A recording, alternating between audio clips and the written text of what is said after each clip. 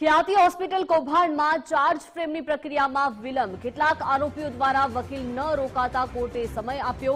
સરકાર તરફે charge frame પ્રક્રિયા આગળ વધારવા રજૂઆત કરાઈ. આરટીઓ દ્વારા વકીલ રોકવામાં ન આવતા કેસ ચલાવવામાં વિલંબ થયો છે.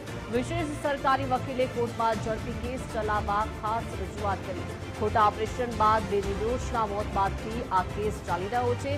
કુલ 9માંથી 6 આરોપીઓ આજે કોર્ટમાં હાજર. અન્ય 3 આરોપી જેલમાં. આગામી દિવસોમાં વધુ સુનાવણી હાથ ધરાશે. તો ખ્યાતિ હોસ્પિટલ કૌભાંડમાં ચાર્જ ફ્રેમની પ્રક્રિયામાં વિલંબ થઈ રહ્યો છે. કેટલાક આરોપીઓ દ્વારા વકીલ ન રોકતા કોર્ટે સમય આપ્યો છે. વધુ માહિતી સાથે સંવાદદાતા કલ્પિન જોડાઈ ગયા છે. કલ્પિન, ખ્યાતિ હોસ્પિટલ કૌભાંડમાં ચાર્જ ફ્રેમની પ્રક્રિયામાં વિલંબ થઈ રહ્યો છે. મહત્વનું છે કે કેટલાક આરોપીઓ દ્વારા વકીલ ન રોકતા હવે આખરે કોર્ટે સમય આપ્યો છે.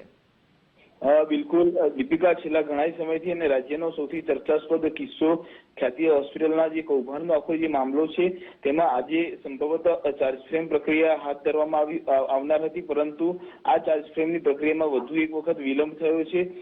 આખા કેસના જે મુખ્ય આરોપીઓ છે તે પૈકીના કેટલાક આરોપીઓ દ્વારા હજુ પણ પોતાનો વકીલ જે છે તે કોર્ટ સમક્ષ રોકવામાં નથી આવ્યો અને તેના જ કારણે આ વિલંબ થયો છે. સરકાર તરફે ચાર્જ ફ્રેમ પ્રક્રિયા આગળ ધરવા માટે પણ કોર્ટ સમક્ષ રજૂઆત કરવામાં આવી હતી. આરોપીઓ દ્વારા વકીલ રોકવામાં ન આવતા આખરે કેસ જે છે તે હાલ વિલંબમાં છે. વિશેષ સરકારી વકીલ વિજય બારોટ દ્વારા પણ ઝડપી કેસ ચલાવવા માટે કોર્ટને રજૂઆત કરવામાં આવી હતી. આખા સમગ્ર કેસની અંદર નિર્દોષ લોકોના મોત થયા છે અને આખો રાજ્યનો સૌથી સંવેદનશીલ મુદ્દો છે. ખોટા ઓપરેશન બાદ બે નિર્દોષના મોત થી આખો એક કેસ ચાલી રહ્યો છે.